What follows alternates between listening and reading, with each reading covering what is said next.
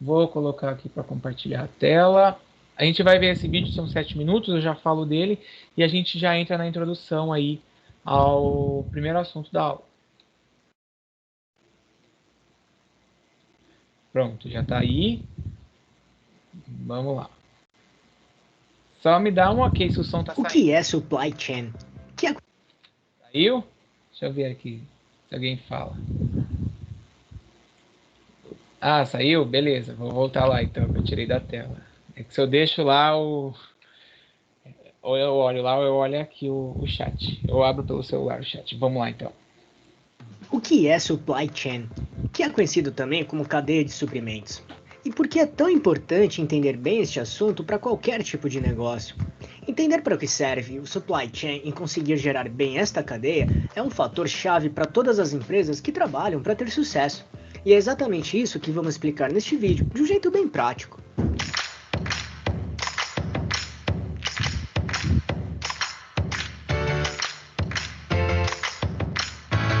Antes de começar, você quer receber dicas e informações para montar seu negócio próprio? Então se inscreva nesse canal e fique por dentro de tudo que você precisa saber para abrir sua própria empresa.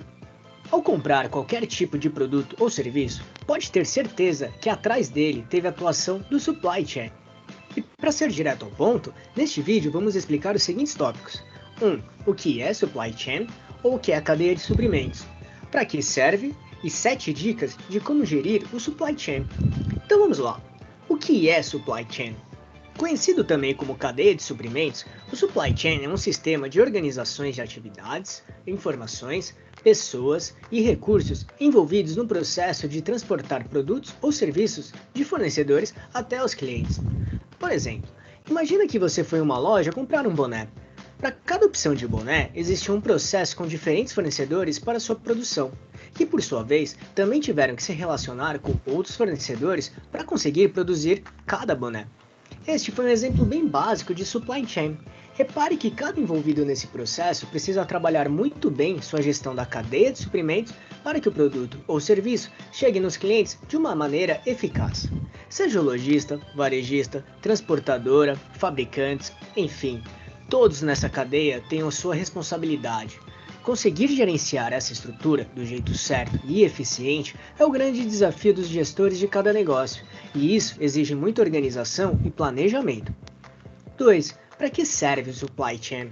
O objetivo da cadeia de suprimentos é garantir a satisfação dos clientes, atendendo a todas as suas demandas no menor tempo possível, com foco na redução de custos das empresas e aumento na qualidade do produto ou serviço final.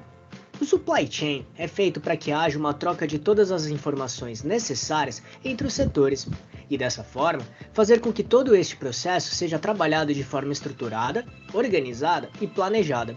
Além disso, fazer com que as suas chances de erros diminuam para não descontinuar a cadeia como um todo. E dessa forma, evitar prejuízos, otimizar tempo e atender às demandas dos clientes para aumentar ainda mais o faturamento e lucratividade também de cada empresa envolvida neste processo. Mas é muito importante ressaltar que o supply chain é diferente de logística. Enquanto a logística foca no transporte e no armazenamento de mercadorias, a cadeia de suprimentos abrange todos os aspectos de aquisição e fornecimento de bens. Acaba sendo algo muito mais abrangente que a logística, porque trabalha a cadeia como um todo. Agora, responda uma pergunta rápida. Você tem se preocupado com o supply chain da sua empresa? Como anda o relacionamento da sua empresa com as outras envolvidas na cadeia de suprimentos? Responda aqui nos comentários para dividir com a gente. 3. 7 dicas de como gerir o supply chain. Para gerenciar o supply chain do jeito certo, a empresa precisa entender muito bem os tipos de demanda, nível do serviço requerido pelos clientes e sua distância, os custos envolvidos, entre outros pontos que seja relevante para cada tipo de negócio. E aqui vamos citar 7 dicas que achamos o básico para conseguir trabalhar uma cadeia de suprimentos de uma maneira eficaz. 1. Produção. Foque sempre na necessidade do cliente e na demanda de mercado. Estude muito bem o que e quantos produtos precisa produzir, além de quais partes precisam ser envolvidas. Lembre-se que a demanda e a satisfação do cliente são os pontos principais do processo. Por isso, o foco é em qualidade e capacidade de produção. 2. Fornecedores. Defina quem serão os responsáveis pela produção dos produtos ou serviços a serem vendidos. Planeje muito bem quem selecionar neste momento. Cada escolhido terá uma função crucial no supply chain. Estude a velocidade na entrega, qualidade do produto ou serviço fornecido, além da capacidade e flexibilidade de produção. 3. Estoque. Toda empresa precisa encontrar equilíbrio entre trabalhar com grande estoque, que tem um alto custo para a organização, ou até nenhum estoque, mas que, se mal gerenciado, pode comprometer a capacidade de atender a demanda do mercado. Então, defina qual modelo de estoque é o melhor de acordo com o seu próprio negócio. 4. Localização. Determinar a localização de cada parte do supply chain é importante porque isso influencia na logística e, consequentemente, em quanto tempo o produto ou serviço chegaria até o cliente. Além disso, quanto mais longe for cada local, provavelmente os custos de transporte aumentarão também. Então, avalie bem todos os cenários possíveis para entender o que é mais viável para a sua empresa. 5. Transporte.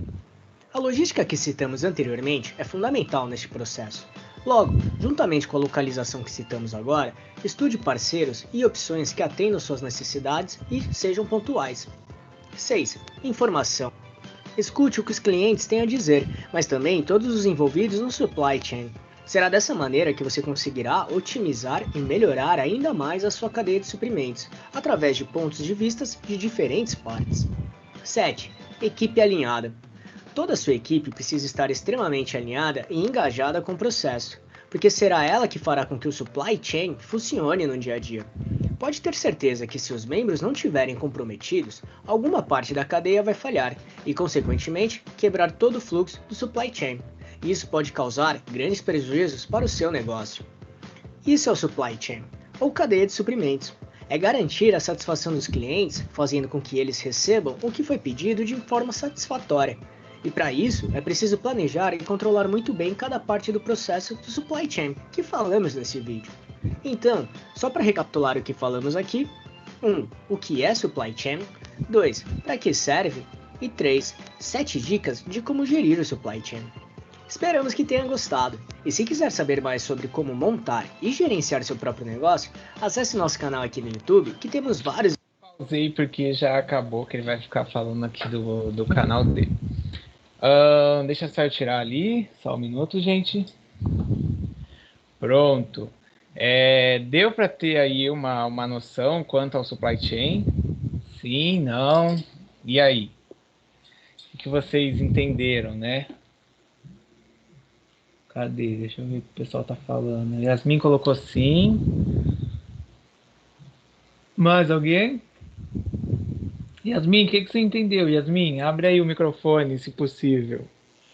Vamos, fala que eu te escuto. Momento Record.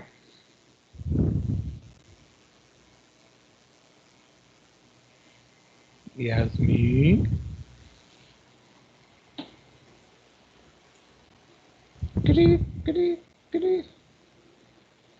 Eu vou colocar, isso que eu ia fazer. Obrigado por lembrar, Alexa. Esperar ver. Se a Yasmin não conseguir falar, eu peço para o outro aluno.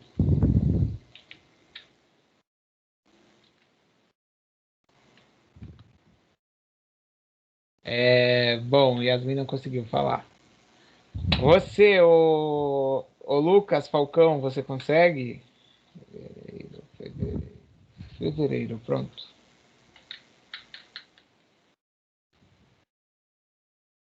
Aqui, ó. Foi. Sim, professor. Boa noite. Boa noite, tudo certo? Então, eu trabalho nessa área de suprimentos, né? Não deu para me começar no comecinho da aula, não deu para me comentar. Eu sou auxiliar de suprimentos. Então, eu gerencio a parte do estoque, de recebimento de mercadoria e auxilio também a parte da cotação, né?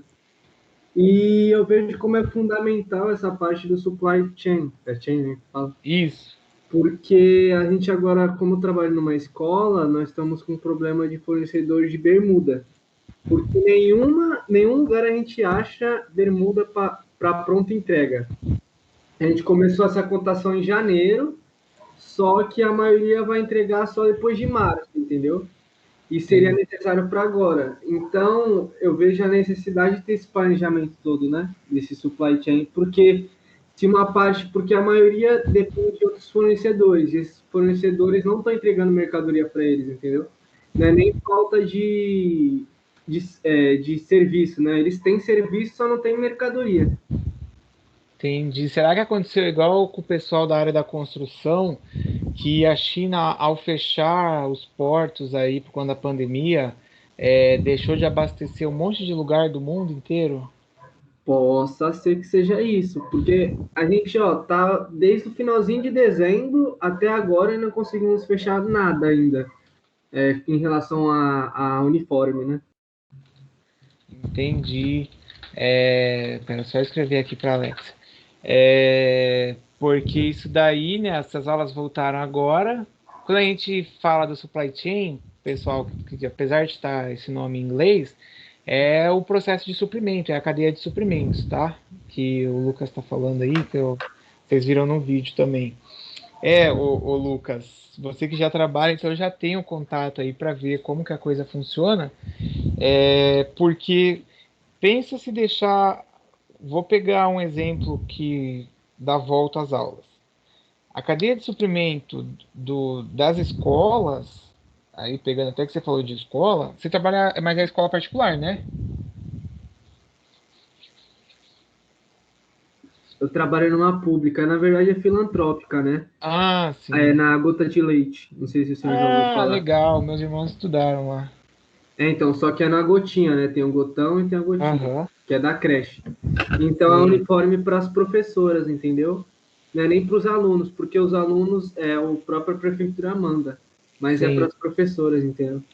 Entendi. Então, porque pegando tipo a prefeitura ou o estado em si, esse supply chain do estado, especificamente da Secretaria de Educação ou da prefeitura, meu, ele é muito complexo porque você precisa garantir que chegue lá, vai ter que fazer a compra do arroz que vai para merenda, só que tem que tomar cuidado porque se você na hora de fazer a negociação ou de fazer o contrato não se atentar com a validade, aí chegar tudo vencido, porque o fornecedor, um processo do governo, gente, demora muito, muito, muito. Se eu vou comprar para minha empresa, eu compro muito melhor e muito mais rápido do que se eu vou comprar pelo governo. A gente uma vez comprou notebook para a Secretaria de Economia. Nossa, que foi um parto, que quando o computador chegou, ele já estava defasado. Estava defasado porque a gente pediu a especificação que era nova, até todo o negócio, o trâmite acabar, o computador já era tipo segunda linha aí, sei lá como é que a gente pode chamar, mas ele já era ultrapassado, já não era o top. E tinha que usar por causa do pessoal da área que fazia projeto na arquitetura, projeto de engenharia. Então, dentro aí da cadeia de suprimentos, igual ele falou no vídeo lá, a produção precisa ser pensada, como que a coisa vai andar para você garantir que não haja falta, igual agora, se as aulas forem voltar, não vai ter merenda. Aí vai assim, mas não vai ter merenda porque questão da pandemia, do risco de se contaminar. Mas ainda tem o processo de abastecimento do governo em si, das prefeituras, porque se eles demoram para comprar e não compraram, porque desde o ano passado até o pessoal foi mandado embora, as merendeiras e tal, como é que vai fazer? Porque vai chegar na escola, o aluno não vai ter merenda. Eu nem sei como é que o pessoal que voltou esse período aí agora de aula das estaduais, se eles estão ou não tendo a merenda. A gente tem dois tipos de merenda que chama, que é a merenda seca, que seria aquela bolacha da suco, e tem a merenda que é o almoço, né? Então há uma dificuldade muito grande aí também. A gente pensando até numa coisa mais próxima, assim, em algum momento algum de nós já passou por uma escola estadual e já teve esse contato. Alguém levantou a mão aqui, deixa eu ver. Foi o Valdemir? Isso, Valdemir. Professor, Oi. então, o senhor estava falando de merenda, eu sou funcionário do Estado e sou agente escolar, inspetor Uhum. de aluno, né? E o que o senhor está falando é uma verdade. Na minha escola é uma escola PEI, né? Período integral. E lá Hum. já começou as aulas presenciais, 35%. Tem a merenda seca. Só que assim, eu vou te contar uma história. Todo esse planejamento de chamar o terceirizado pela prefeitura, a merenda ser entregue, Cara, quando fomos abrir hoje os bolinhos que chegaram, tudo embolorado. Por quê? Não sabe como foi alojado esses bolinhos, não sabe como... A data, uma semana falta para vencer, e a gente acabou nem dando para o aluno. Ou seja, a diretora teve de reembolsar do dinheiro dela, comprar pão para dar para os alunos com patê. E o suco de uva que chegou, que a prefeitura mandou. O que o senhor está falando é verdade. Sim, então, eu trabalhei de 2008 a 2011 na Secretaria de Economia, né? E eu era responsável tanto pela frota, pelas viaturas, quanto pelas compras. E, meu, é muito complexo essa coisa toda. Eu imagino nas escolas, e é o dinheiro público, de certa forma, que se você tem uma logística que funciona, você faz o negócio acontecer de uma outra maneira, claro, seguindo a lei lá, que é a 8.863, que ela rege as compras do governo. A gente até vai falar disso depois em outra aula, mas se você não organiza, aí vai voltar a aula. Mas e a merenda? Igual o caso aí que você falou do uniforme, o Lucas falou do uniforme. Tá enfrentando um problema porque não foi previamente, eles não estavam recebendo, então o material para fazer começa a complicar. Quer falar? Verdade. Então, pode falar, que eu vou falar do vídeo. Na cabeça do governo, quando ele manda essa merenda para lá, já faltando uma semana para vencer, é porque na cabeça dele é assim, é uma rotatividade. Todo dia tem comida, aquilo eles vão usar todos os dias, então vai consumir, mas não é assim não. Chega em grande estoque, acaba não sendo consumido tudo e acaba se jogando fora, professor. Eles não vão buscar de volta. Não vão nada, é verdade mesmo. Acaba acontecendo isso, ó, para ver como que a logística tá em várias áreas, que eu acho que eu tinha comentado disso na segunda-feira. Para vocês entenderem aí, a turma que está aí ouvindo a gente falar aqui, existe a logística reversa, né, que eu tinha até comentado, que faz a volta, você tem lá a sua moto, sua bicicleta, o carro, aí o pneu desgastou, eles levam de volta, faz o reaproveitamento e tal. Nesse caso, não tem como fazer o reaproveitamento, porque é alimento, e aí a gente passa por um processo de você pensar aquilo que eu falei da logística de entregar na hora certa. Por exemplo, qual é o tempo que vai demorar para chegar, e aí se é um produto perecível, que a gente chama, né, que vai ter validade, eu preciso me atentar, porque como é que vai ficar a situação? É bem complexo mesmo, o Valdemir. Isso entra sabe até... como que a gente fez? Como que a gente fez para se livrar de toda aquela coisa que faltava uma semana para vencer? Todos nós, funcionários e professores, sentamos com a diretora e a nossa logística foi o quê? Dar o arroz, dar o feijão, que faltou uma semana para vencer, para o aluno. É dele isso, pertence a ele. Dá um pacote de arroz para ele levar para casa, porque ele lá vai consumir, antes de uma semana vencer, entendeu? E foi assim que a gente fez. Deu os pacotes de arroz, deu os macarrão, deu tudo que estava faltando uma semana para vencer, eles não iam buscar. Ia tudo pro lixo aquilo. Sim, porque você não pode descartar, você tem que descartar, né? Não pode ficar com a coisa vencida. Sim, é verdade. Entra até, ó, no outro tópico do vídeo que eu marquei, que é sobre os fornecedores. Então, o processo de supply chain também, o fornecedor, ele não é só, pessoal, aquela pessoa que você vai lá e compra. Compra e beleza. Ele tem que licitar. Tem que licitar, mas nas empresas privadas, o fornecedor ele vira parceiro porque é ele que vai acompanhar o seu estoque, a movimentação, e dentro do governo, o fornecedor ele passa por uma licitação, por uma habilitação, para ver se realmente atende. Aí você pensa assim, nossa, mas que coisa burocrática, mais difícil. Apesar de ser burocrático e ser difícil, tem vários erros. Então, é aquilo que eu falei quase agora, que eu consigo comprar muito mais fácil e melhor do que se fosse comprar no governo em si, tá? E ainda assim, quando a gente pensa no supply chain, isso é só uma introdução da aula, hein, gente? Para vocês já irem entendendo do que é o processo de suprimento. Somente quem não teve contato, quem está no ensino médio aí, ou está um tempo aí sem estudar, está voltando aí, mudando de área de trabalho, o supply chain também ele vai abordar o fornecedor, vai abordar a localização que está esse fornecedor, porque pensa assim, você depende lá de um fornecedor para sua empresa, e esse fornecedor seu, ele está localizado, vou pegar aqui lá em Goiás. Goiás, eles criaram um programa que desenvolveu a indústria lá de um monte de coisa para poder vender para o Brasil inteiro. E aí, qual é o tempo? Qual é o custo para esse cara vir de Goiás para cá te trazer? Qual é o valor que você vai pagar? Vai compensar? E aí você começa a pensar essa localização. As indústrias aí, as fábricas ou os grandes armazéns, eles pensam até em se instalar onde tem rodovia de forma fácil.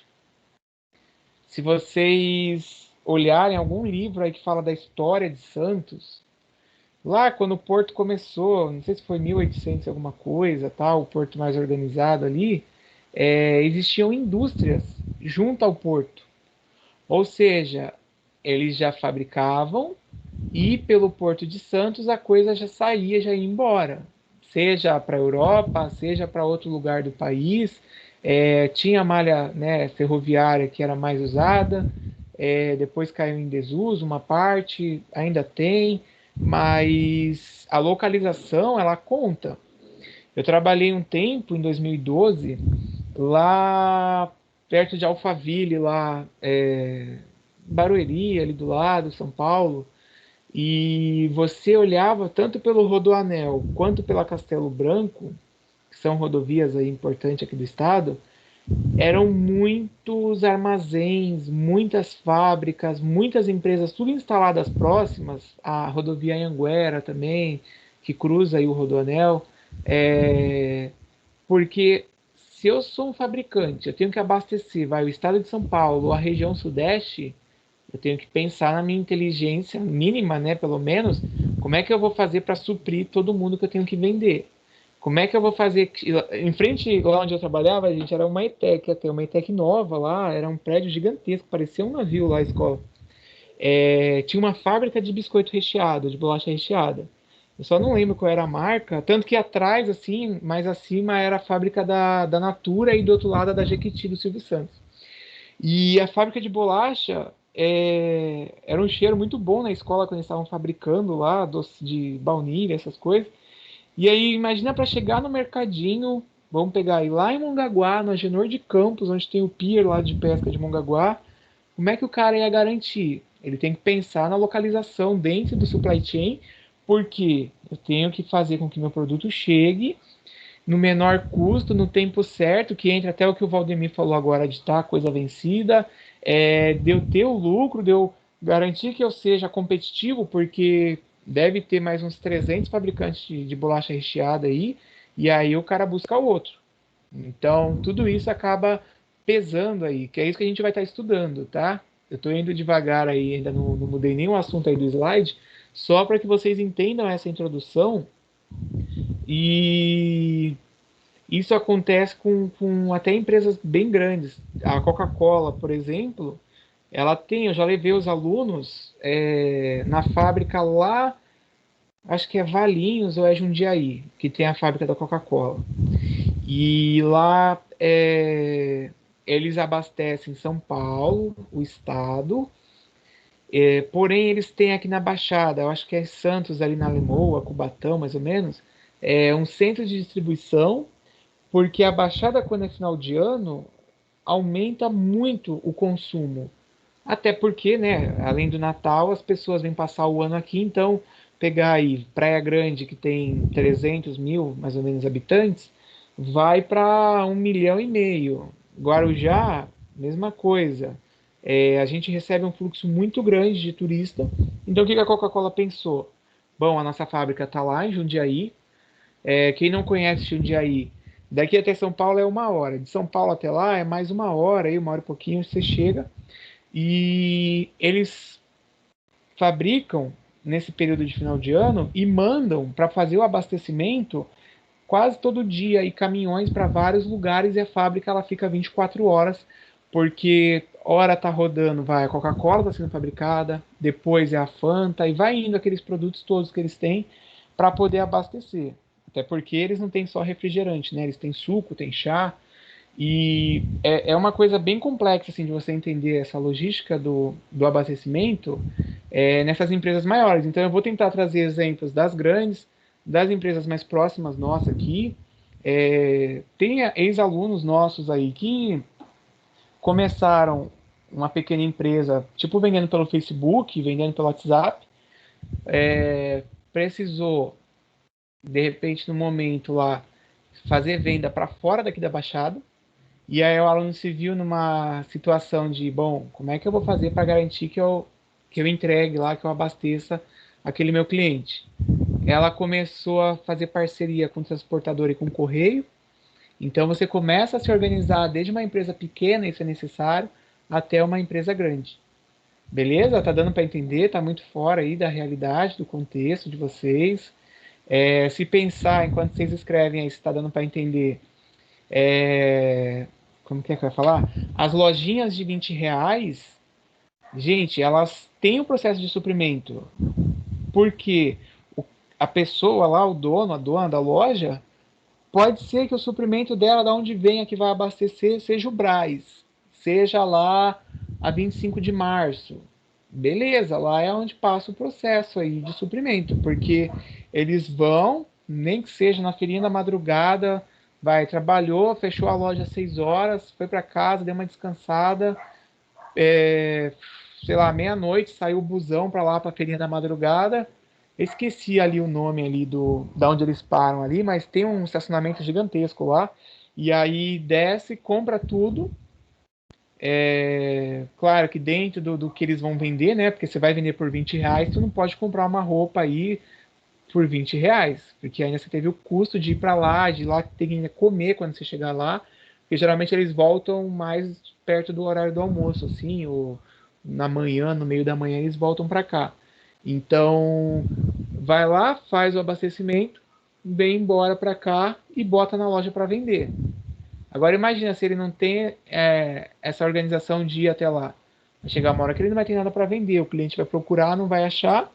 E aí se a gente pega até isso de uma loja de R$ 20 que é bem popular, tem várias assim, bem comum, você entrou numa, você não achou, você sai na porta, tá o outro do lado lá te esperando, porque ele também é de R$ 20 e ele tem o produto que você precisava. Então aí a gente já começa a entender a importância de eu fazer aí esse abastecimento, porque senão eu perco o cliente. Aí onde vocês moram, tem alguém que é do Cachapuã? Cachapuã, Itararé, Boa Vista. Vê aí se o povo responde. Cachapuã, Itararé, Boa Vista. Tô vendo se eu lembro de mais algum aqui, mas eu acho que eu me... Ah, não, ali perto ali da Vila São Jorge, Vila Valença também. Se tiver também. Ah, tem, ó, Cachapuã. Opa, Cachapuã, tamo junto. Cascatinha aí também, o Guaçu. O Guaçu também pode ser, que é perto. Quando eu era criança, eu sempre ficava lá na casa da minha avó, no Cachapuã. Enfim, por que eu perguntei? Ó, Vila São Jorge.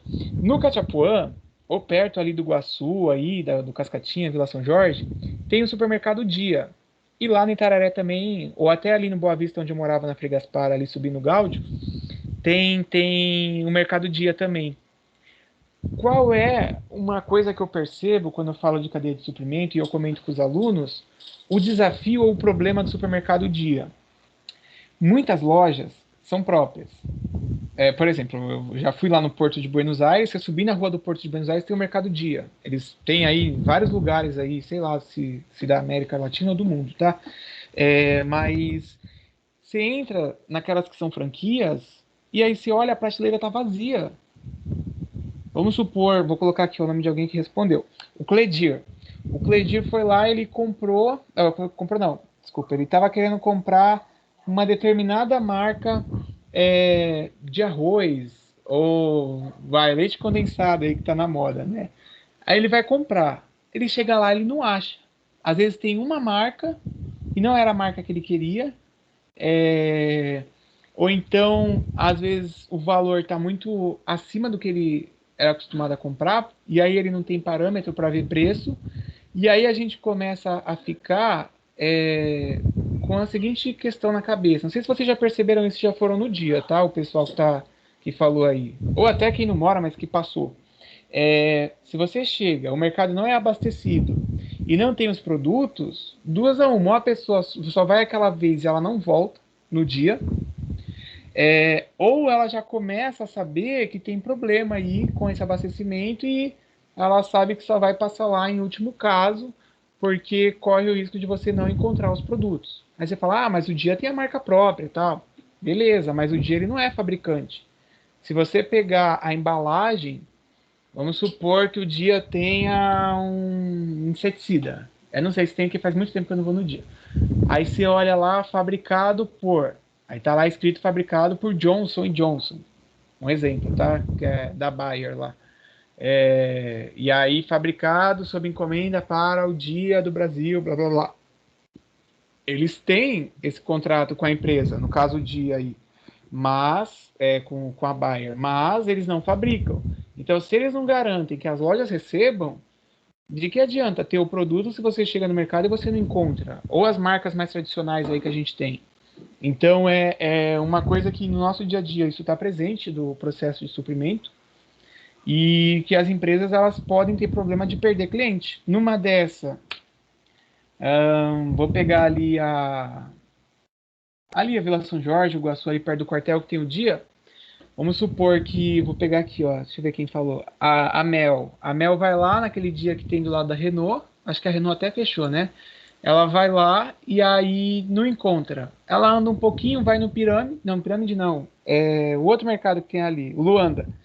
E aí no Luanda ela encontra e ela vê que o Luanda tem outras opções, tal, que é mais interessante. Então, por um problema de abastecimento, de não ter o produto, ele perde porque ela começa a ir em outro e ela já para de consumir naquele lugar.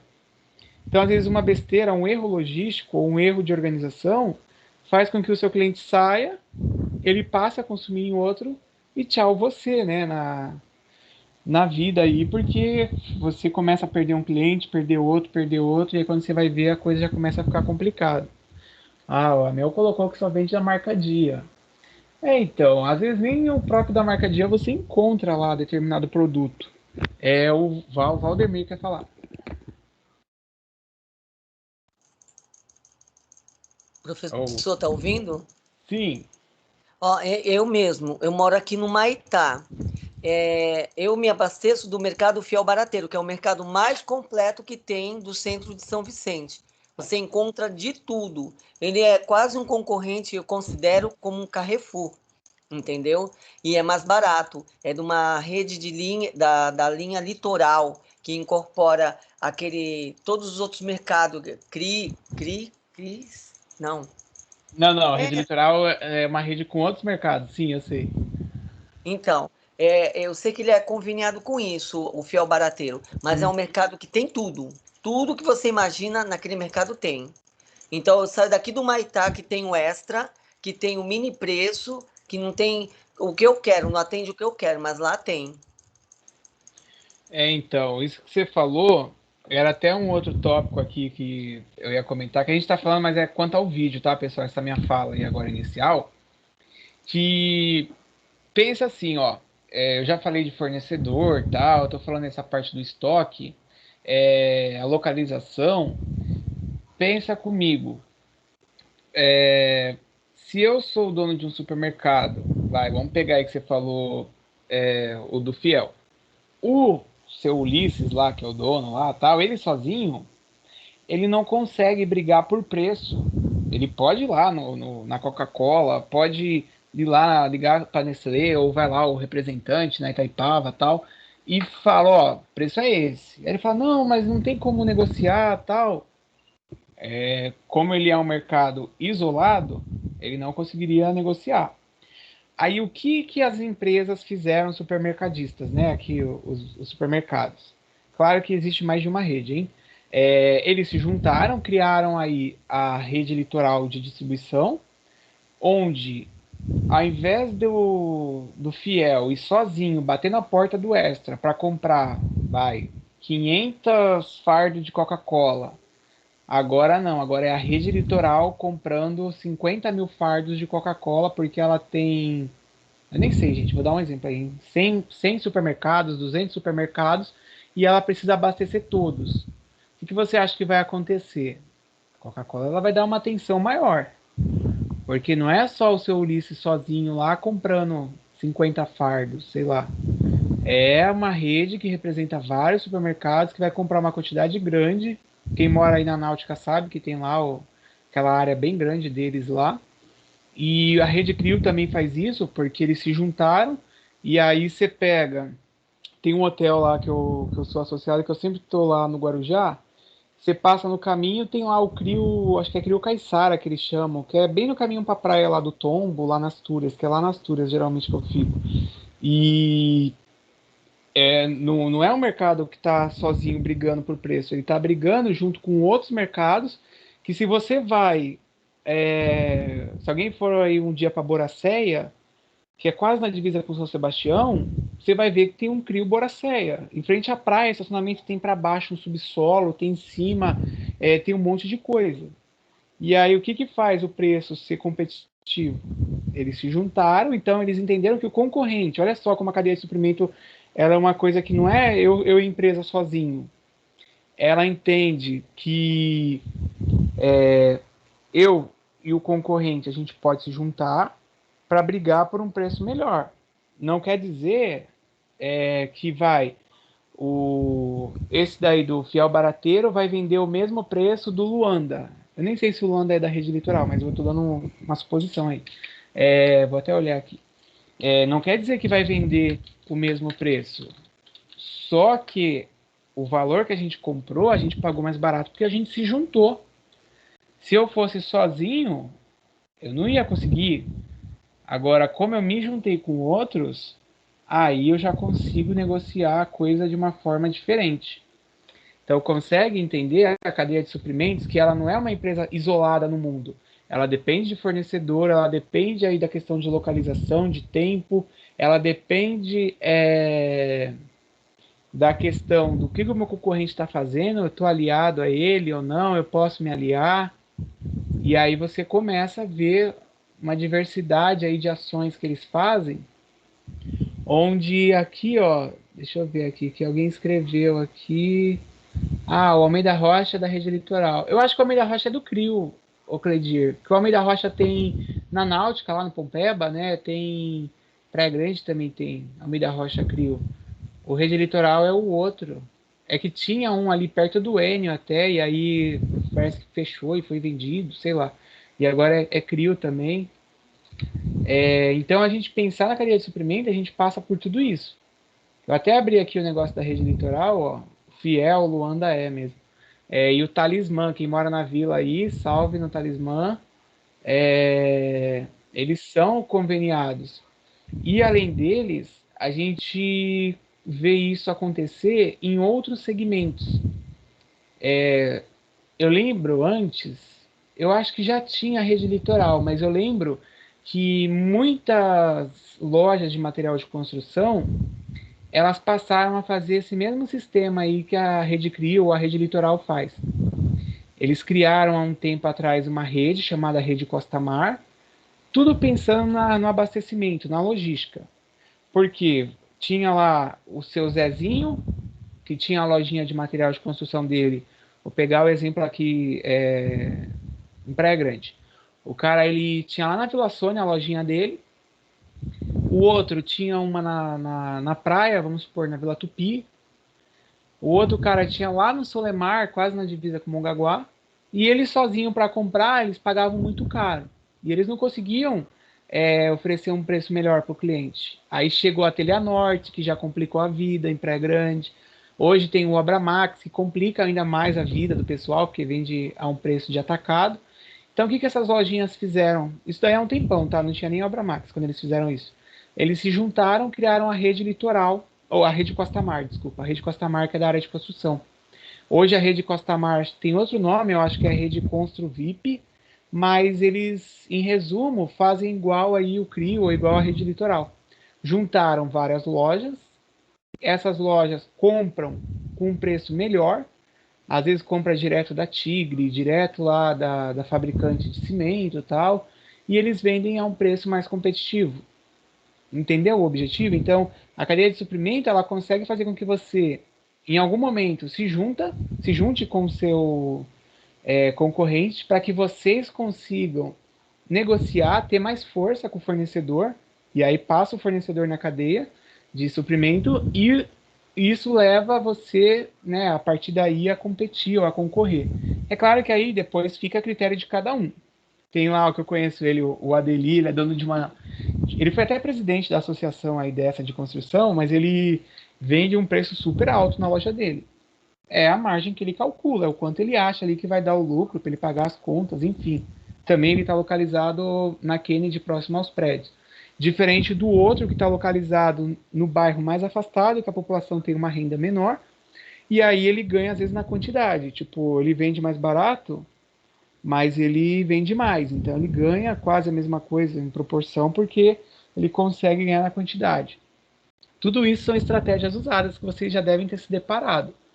Aí você fala assim, não sei, fala um exemplo. Você nunca foi no Extra lá, ou no Açaí, ou no Atacadão, agora que tem ali onde era o campo do golfe, lá no fundo, lá, era o Charmes, na verdade, ali, né? Você compra acima de 3, acima de 6 unidades, tu paga mais barato.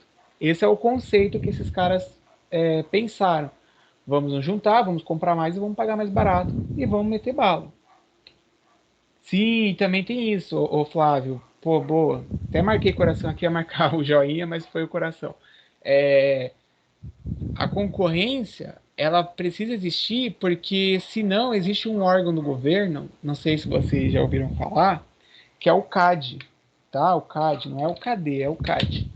O CAD, ele é o Conselho Administrativo de Direitos Econômicos. O que o CAD fala? Não pode ter... Ixi, agora que eu esqueci o nome, hein? Mas não pode ter um monopólio, vai. Ou seja, vou pegar aqui no Brasil, a Coca-Cola vai e compra todas as marcas de refrigerante. É monopólio mesmo, né? Isso aí. A Coca-Cola compra todas as marcas de refrigerante. Então você vai no mercado, não vai ter nenhuma marca que não seja fabricada pela Coca-Cola. Apesar de estar escrito Dolly, de estar escrito Simba, de estar escrito Guaraná Jesus, todos fabricados pela Coca-Cola. Aí ela põe o preço que ela quer. Apesar de já estar caro, né? A Coca-Cola parece que segue o preço da gasolina. Você ia pagar muito mais caro em todas as marcas que seriam ali dentro desse monopólio. E aí o governo ele começa a controlar. Então o CAD faz esse controle. Ele não permite que algumas empresas se juntem tipo, oficialmente para virar uma só, como banco. Há pouco tempo atrás aí estava tendo uma discussão, por exemplo, com a Oi. Se a TIM ia comprar a Oi, se a Vivo ia comprar a Oi. Agora, depois da eleição, eu acho, estava discutindo se a TAM, a Latam de avião, ou a Gol, se elas poderiam comprar a Azul, porque a Azul, ela tipo seria o terceiro lugar aí das viagens de avião no Brasil, mas o CAD falou, olha, não pode, porque se comprar vai dominar o mercado, então o cliente vai ficar prejudicado, entendeu? Por isso que é bom a concorrência aí para os consumidores. Tranquilo? Posso então continuar aqui que eu vou mostrar aqui alguns slides. Alguém quer falar aí? Acho que eu fui falando tudo que vocês foram colocando. Natália colocou aqui do Almeida Rocha. Ô, a Ambev. Boa, hein, Flávio? Gente, quem não viu o caso da Ambev aí, houve a fusão, né? Juntaram aí duas grandes aí redes cervejeiras e os caras controlam aí o mercado.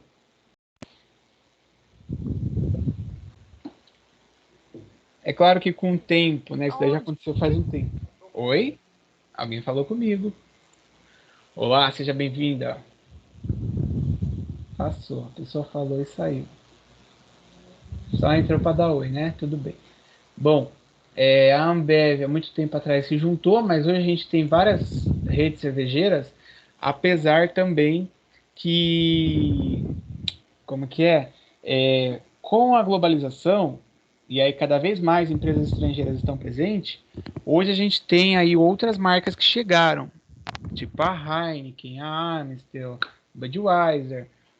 Às vezes a empresa em si ela nem veio para o Brasil no escritório, ela vendeu a patente, o direito de determinada marca explorar a sua fabricação no Brasil. Aí, sei lá, tá lá Heineken, mas na verdade, eu não sei, tá? Mas é fabricado pela Skol, pela Brahma. Pode ser que seja, porque eles vendem o direito e fabricam. Isso acontece no setor de carro. Carro a gente tem no Brasil marcas que já são tradicionais, e aí quando chega uma marca aqui, ela encontra dificuldade, porque essas marcas elas já estão muito fortes, ela encontra problema de abastecimento de peça, somente se vem da China, né, essas marcas chinesas, e aí é uma briga, mas aí às vezes você vai olhar, a Caoa, que é uma fabricante de carro aqui do Brasil muito tradicional, e você não compra carro Caoa, você compra lá o Ford, você compra o Hyundai. A Caoa já fabricou, eu acho que outra marca aqui no país, e agora está fabricando marca chinesa. Então, tudo isso acaba afetando aí a logística do setor, tá? Vou avançar aqui então, beleza? O pessoal pode continuar, o monopólio e tal. Bom, qual é o cenário que a gente tem? Até é bom que eu falei da globalização agora, que tem relação aqui com a cadeia de suprimento ou de abastecimento. A gente tem um cenário com um ambiente hostil, ou seja, a competição é muito grande, a situação das empresas é uma situação que, se ela achar que está tudo bem, que ela não precisa fazer nada, quando ela piscar o concorrente lá, ele dominou o mercado e ela ficou para trás. Então, a gente tem esse ponto aí da concorrência muito grande em empresas globais, igual eu acabei até de falar, tá? Onde você vai comprar aí, geralmente, qualquer item tem um componente da China, ou é fabricado na China, ou manda aqui para o Brasil e os caras montam aqui no Brasil. Existe uma lei lá, né, que se o produto vem montado, você paga um imposto, acho que é 60%. Se vem as coisas e monta aqui no Brasil, aí você paga menos imposto ou nem paga imposto. Então, essa concorrência a nível internacional já começa aí a colocar alguns pontos dentro aí do cenário das empresas ou das indústrias, e a gente tem também a escassez, seja a escassez de recursos financeiro, de dinheiro, escassez de material, de item que vai ser usado para produzir, igual aí o Valdemir falou quanto ao tecido, determinado período pode ser que falte, e aí a gente olha, se é um bem do agro, né, apesar do agro ser pop, mas ele não domina tudo que está acontecendo naquele cenário. E aí teve uma estiagem, já não teve produção. O gado lá, sei lá, começou a ficar doente, aí já começou a ter escassez de carne. A vaca lá, né, tem uma época que o leite sobe o preço absurdamente. E aí tudo isso gera uma incerteza, uma instabilidade que as empresas precisam se organizar. E aí, de novo, né, a cadeia de suprimentos, mais uma vez, ela vai contar aí para ajudar na competição da empresa, tá? Outra coisa que acontece, não sei se vocês já ouviram falar disso, são barreiras protecionistas. Então, vamos supor, o Brasil, os Estados Unidos até tinha ameaçado o Brasil também. O Brasil, ele manda muita carne para fora, ele exporta carne, né? Manda carne para a Rússia, manda lá para a China, porque a China tem tanta gente que dá para vender a vida inteira lá, que nunca vai perder o contrato. Manda carne para a China, tal, para a Rússia.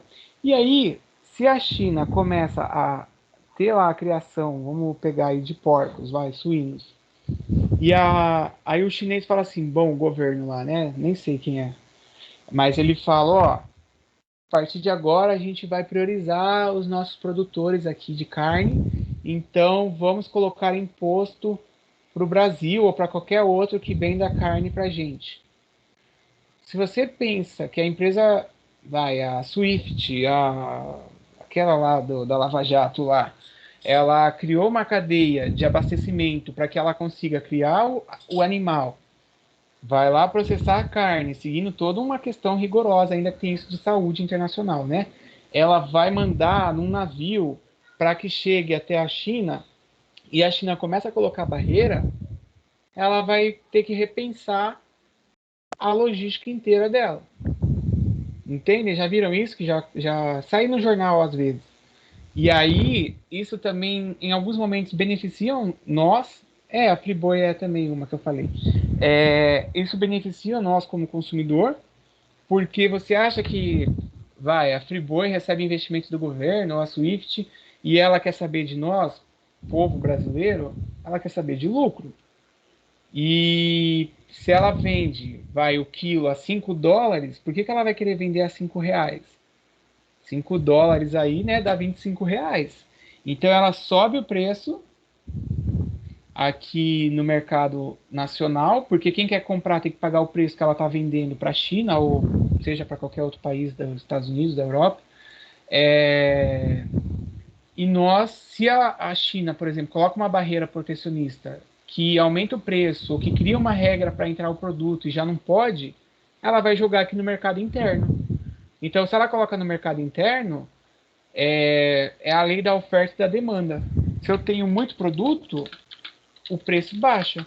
E aí, Hoje eu tinha passado no mercado, na hora do almoço, eu acho que era R$ 13, 14, a bisteca e o lombo lá cortado era 17, sei lá. Se eles começam a ter muito produto no mercado, o preço cai. Aí cai para R$ 10, cai para 9, cai para 8. Acaba nos favorecendo. Então a gente pensar aí na cadeia de suprimento ainda tem esses pontos que fogem do controle da empresa. Aí você fala assim, mas o governo brasileiro não pode ajudar a empresa brasileira? Pode, mas se é uma política colocada lá, aí o Brasil tem que brigar na Organização Mundial do Comércio. Estão acostumados de ouvir sobre a saúde. A OMC, que a OMC ela seria tipo um tribunal que vai tentar regulamentar aí questões do comércio. Vai falar, olha, tá colocando barreira, mas a gente já tinha um contrato e tal. Aí a China tem que se explicar por que tá colocando barreira. Então, tem alguns pontos aí que acabam interferindo de uma forma externa aí nas empresas. Tranquilo? Passar, hein? Se alguém tiver dúvida, fala, gente, por favor. Que eu tô fazendo essa introdução aqui no assunto da aula, mas que até agora essas coisas que eu tô falando, esses exemplos, eu acredito que seja parte da realidade de vocês, ou um dia você estava almoçando, ligou a TV, ou você à noite ligou lá o Jornal da Globo e falou, a China coloca barreira que o Brasil não pode mais vender carne. A Rússia acusou o Brasil de, sei lá, pegar a vaca louca e mandar para a China, e aí para a Rússia não quer mais a vaca louca do Brasil e devolveu. Então, tudo isso são coisas que acontecem e saem no jornal, tá na nossa rotina. Já teve até uma vez que, eu acho que foi os países da Arábia, tinham recusado o frango que o Brasil mandou. E era muito frango. Tanto que eles repassaram para os mercados, eles estavam vendendo o preço absurdo de baixo. Foi quase assim, compra aí, paga qualquer coisa, só para a gente arrecadar um pouco de dinheiro, porque os caras recusaram. Então essas coisas interferem aí.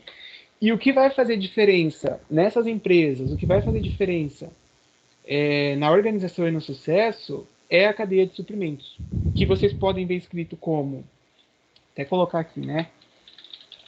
Cadeia de suprimentos ou cadeia de abastecimento, tá? Quem depois for pesquisar, for ver livro, ou supply chain.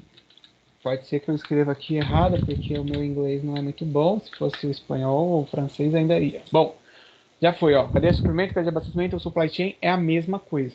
E é o que vai fazer a diferença, porque vai pensar no envio, vai pensar lá atrás na fabricação, então ela pensa desde o começo, lá do insumo que chega na fábrica até o consumidor final.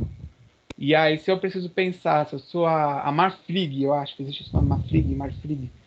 Eu tenho lá as vaquinhas lá no Rio Grande do Sul, que eu vou cuidar, vou passar o processo no abatedor, no frigorífico, e vou exportar para a Argentina a minha carne.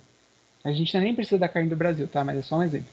Eu tenho que pensar em todas as etapas para garantir a qualidade da carne. Então é um diferencial. E a Larissa perguntou aqui, ou escreveu, se a lei da oferta e demanda não tem um limite. Então, tem um limite, ô Larissa. na verdade, o que acontece quando a gente tem a lei da oferta e demanda é que, vou pegar aí o arroz. Lembra que o arroz, há pouco tempo atrás, estava muito no noticiário? Ah, que o arroz está o preço muito caro. Aí não sei se foi o ministro, sei lá quem, falou assim: povo, para de comer arroz e vai comer macarrão, que o macarrão está mais barato. Porque a demanda continuou, as pessoas continuaram lá, não sei, vai, 1 bilhão de toneladas de arroz o brasileiro consumia, continuou. Só que aí os produtores, o pessoal do agro, eles não tinham 1 bilhão de toneladas para oferecer porque eles estavam vendendo para fora e eles também tiveram perda na safra. O que acontece? Vai aumentar o preço, porque quando aumenta o preço, de certa forma as pessoas compram menos. E aí por isso até que o ministro lá falou: você tem que comer macarrão então, porque o arroz não está dando para comprar. Ou então, sei lá, aqui no Brasil a gente tem esse costume, né, de comer arroz, feijão, mistura lá 300 coisas no prato, macarrão com feijão, sei lá. Mas se você vai comer fora, assim, do país, geralmente não é assim. Eles dão de uma outra maneira lá o prato, a montagem. Às vezes você assiste filme lá, o cara de manhã tá comendo feijão. No almoço lá é o milho, aquela espiga de milho e tal, com uma carne. É diferente a forma do que a gente tem aqui. E aí o brasileiro, claro, o brasileiro é criativo diante de tanta crise, tanta dificuldade que a gente acaba tendo aqui no país. Aí o cara vai fazer outra coisa. Sei lá, a batata tá mais barato, ele faz lá um purê, põe menos arroz, compra menos, igual o feijão, põe mais água no feijão. E a gente vai enfrentando, mas tudo isso passa pela cadeia de suprimento. E aí onde o governo até pode entrar nisso? Houve, né, uma proposta, tal, uma fala aí deles, que o governo ia comprar não sei quantas toneladas de arroz, só não sei qual país da Ásia lá que era, não sei se era Tailândia, sei lá. Ele ia comprar e ia trazer esse arroz para cá para poder, ou da Índia, ia trazer para poder abastecer o nosso mercado. E o arroz ainda tá caro, porque quando eu passei lá eu vi, tava 20 e poucos reais o pacote de 5 quilos, que antes custava 8, custava 9, 10. Um absurdo, porque mais que o dobrou o valor do arroz. E aí isso passa pela economia, passa pelo mercado internacional, que eu acabei até de colocar aqui no slide anterior. Passa, aqui, questão da concorrência e, claro, né, o interesse. É mais interessante vender para o mercado interno ou para o mercado externo? Aí começa o governo também, ele pode falar assim: bom, se você vai tirar o arroz e vai vender para fora, a gente vai cobrar um imposto.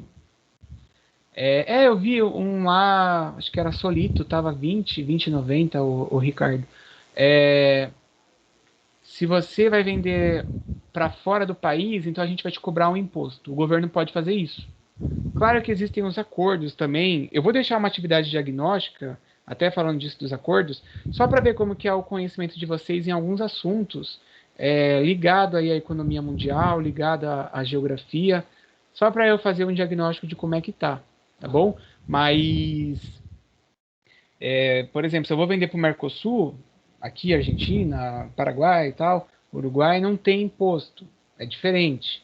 Às vezes sai mais barato eu vender para eles, tipo, para eles lá comprar sai mais barato do que eu aqui em São Paulo comprar do cara que fabrica no Rio, porque aí o ICMS, vixe, um monte de imposto que acaba atrapalhando. Existiu até uma época, eu não sei hoje como é que tá, mas o Paraguai, isso, os blocos econômicos, o Marcos, o Paraguai estava vendendo soja para o Brasil.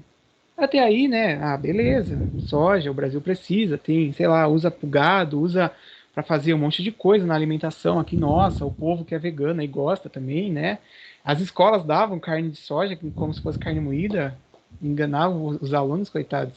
Você pode ter comido em algum momento carne moída, mas na verdade era carne de soja aí, viu? Bom, enfim, e aí, qual foi o cálculo que fizeram? O Paraguai estava vendendo uma quantidade tão grande de soja que eles falaram: peraí, o Paraguai não tem essa capacidade de produzir essa soja. Ele não consegue. Como é que o Paraguai está vendendo para o Brasil? Por conta dos acordos comerciais, eles montaram uma cadeia de suprimento que a soja era produzida, né, plantada, supor, no Mato Grosso, no Paraná. os paraguaios recebiam com imposto praticamente zero e eles revendiam para o Brasil. E uma quantidade absurda de grande que eles não conseguiam plantar. E aí começaram a ver, então, peraí, a gente precisa fazer alguma coisa porque está encarecendo o preço da soja. E é uma realidade que vocês precisam começar a ir observando essas coisas em jornal, em revista, tipo online, eu assisti. Hoje em dia, com a internet, aí tem um acesso a um monte de coisa, YouTube, essas coisas que interferem na logística e na organização das empresas, tá? Alguém quer perguntar aí alguma coisa? Aqui na frente, eu vou parar aqui no 5, porque aqui depois o 6 começa a abordar um pouco mais aprofundado da cadeia de suprimentos, mas aí na semana que vem eu já avanço a partir daqui. Alguém quer falar aí alguma coisa? Perguntar? Quer contribuir?